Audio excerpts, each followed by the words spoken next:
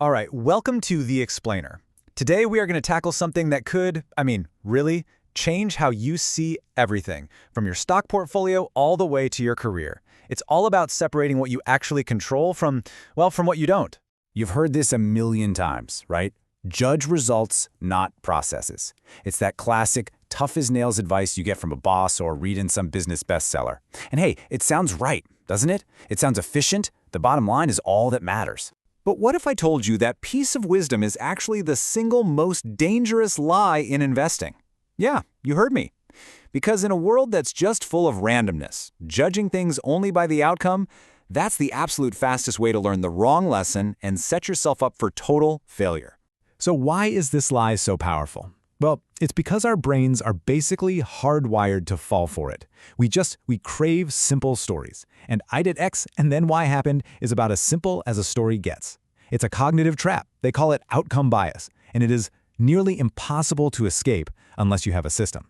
Okay, so this right here breaks down that faulty wiring perfectly. Look at the left side. That's what actually happened. You made a terrible decision, right? Bought some speculative penny stock based on a hot tip from a friend, but look at the outcome. The stock shot up 300%. Now, check out the right side. This is how your brain completely rewrites that story. It doesn't say, wow, I got lucky. No, it creates this whole new narrative. I'm a genius. I'm great at picking winners. And that overconfidence, it just encourages you to repeat a terrible process, which, let's be honest, is a setup for an absolute disaster down the line. So, how in the world do we fight this? You know, the answer isn't just to try harder to be rational. That never works. The real answer is to build a systematic framework that actually forces us to see our decisions clearly, separating the process from the outcome. And this is that framework. It's what gives you that clarity. Think of it as a 4-layer analysis. So, step 1 is all about your decision quality. How good was your reasoning before you knew the result? Step 2 is about risk-adjusted returns. Did you get a great return just by taking a massive gamble? Step 3, that's your reality check. How'd you do compared to the market? And finally, step 4, attribution analysis. Which of your specific choices actually move the needle, for better or for worse? Okay, so that's the framework. But how do you actually do this stuff? It starts right here, with an investment decision journal. This is your core tool. Before you ever even think about clicking buy, you write this stuff down. What's your thesis? Why are you buying this? How confident are you, really, on a scale of 1 to 10? And this is so important. Under what conditions will you sell? This forces you to make decisions with a cool head, not when you're caught up in the heat of the moment. But here's the thing. Even with a perfect decision journal, you're still up against the biggest challenge in all of investing, the massive role of pure random luck. 50%. Just let that number sink in.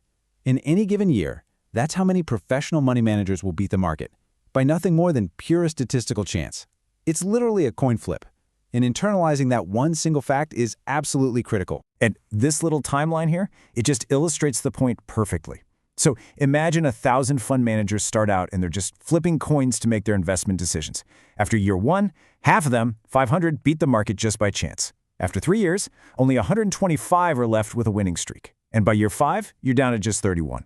And what happens? The media calls them geniuses. They get profiled in magazines. But in reality, their record is just the predictable outcome of random chance. We are constantly mistaking survivorship for actual skill. Okay, this brings us to maybe the most important tool for thinking clearly about all of this, the decision quality matrix. Just look at that top row. When you make a good decision, you should celebrate your process, no matter what the outcome was. So if you did amazing research on a company, but then it got hit by some totally unpredictable event, you don't throw out your process. You learn and you persist. Now, the real danger zone is that bottom left box, a bad decision that leads to a good outcome. That's our penny stock example. That's where you have to be disciplined enough to step back and say, wow, okay, I got lucky there, but I have got to fix my process. All right, so we've got the journal and we've got the matrix. But look, individual tools are only useful if they're part of a consistent system. The real goal here isn't just to use a tool now and then, it's to create a learning loop that guarantees you get better over time. And in practice, what does that system look like? Well, it's really a series of habits. You build in quarterly reviews to look at your decisions. You do a really deep dive audit once a year. And for your biggest wins, and yeah, your biggest losses too, you write a postmortem. You dig in to extract every possible lesson. This is how you start to spot the patterns in your own mistakes. And spotting those patterns is the absolute key to refining your process. For instance, you might discover a pattern where your decisions are totally driven by FOMO. You know, the fear of missing out. You see some stock just rocketing upwards, and you jump in with zero research because you just can't stand to be left behind. Just tracking that, seeing it in black and white, is the first step to getting it under control. Or hey, maybe it's the complete opposite. The market drops 10% and you just panic. You start selling great companies because you're scared. Recognizing that pattern helps you build rules, like those exit criteria from your journal, to protect you from your own emotional reactions. And this one's fundamental. Do you find that your biggest losses almost always come from decisions where your information quality score was like a 2 or a 3?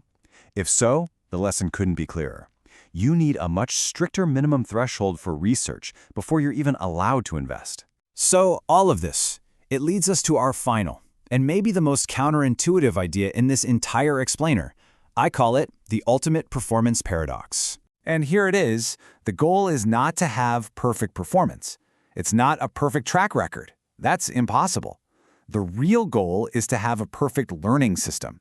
You see, the investors who obsess over their process, they often have kind of mediocre short-term results because they pass on those lucky gambles. But over the long haul, they are the ones who consistently win.